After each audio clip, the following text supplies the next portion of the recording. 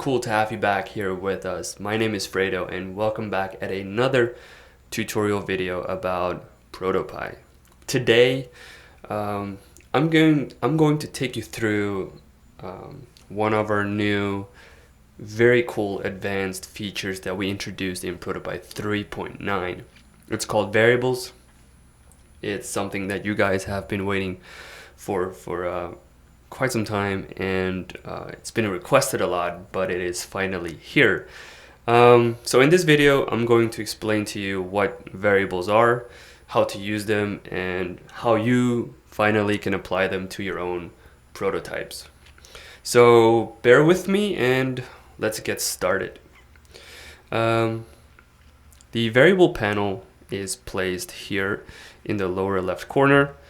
You can hide it, you can make it appear again, and tap on this button if you want to create a new variable. There are two types of variables. The concept is pretty similar to what you can find in programming languages. So global and local variables. Here we have for all scenes, and for this scene, what it means is that a variable for all scenes would be accessible throughout all the scenes that you have in your pie. And for this scene simply means that a variable is can only be used within a single scene. All right, so for this example, I'm going to choose this one, double tap on the name, and you can rename your variable. I'm going to name it spinner because we are creating a simple spinner prototype. And as you can see here, a variable can have three kinds of values: numerical, number, text, or color. Number can be any numerical value, and you can use up to 2 decimals. For text, you can punch in any string value. For example, ProtoPie in all caps, both would work. For color, you can use any color that you like as a value for your variable. In this example, I'm going to stick with number and value 0. All right, so we have our first variable. What I would like to do in this example prototype is that if I tap the plus button, is that the number in the middle, this is a text layer, that the number in the middle would increase by 1. And if I tap here on the minus button, that the value in the middle would decrease by 1. And we're going to make this happen with our new feature, variables. So first, a tap trigger. I'm going to select the increase container. The increase container contains the assets that form the plus button. And we are using our new response. It's called assign, and we'll use the spinner variable. Basically what it does is overwrite the value of a certain variable with a new one. And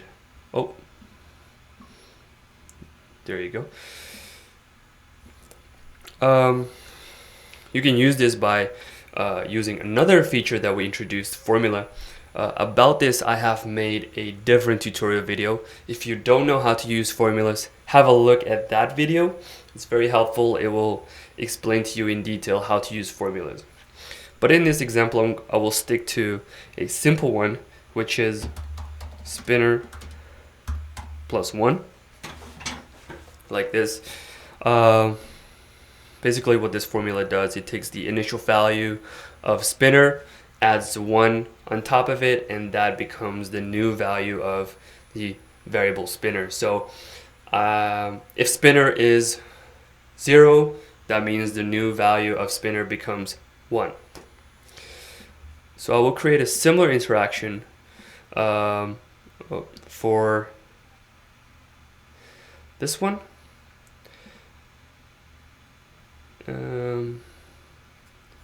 decrease, and then assign spinner.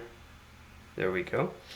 And the formula here would be spinner -1. All right, so we have two interactions, and let's see if they work. What you can do here is tick this, and then in the preview window you are able to see the actual value of your variable throughout previewing your prototype. So what should happen is that this value should increase or decrease by 1 when tapping the two buttons that I have. So let's see if it works. All right, so tapping the plus button, the value of variable spinner increases by 1. And if I tap here, the value of spinner decreases by 1. All right, so these interactions seem to work just fine. And what I want now is that the value in the middle, this text layer, that it displays the value of the variable spinner. So in order to make this happen, we will use our new trigger, detect, and let's see, select spinner. So what detect does is it will activate certain responses based on any change a layer or variable undergoes.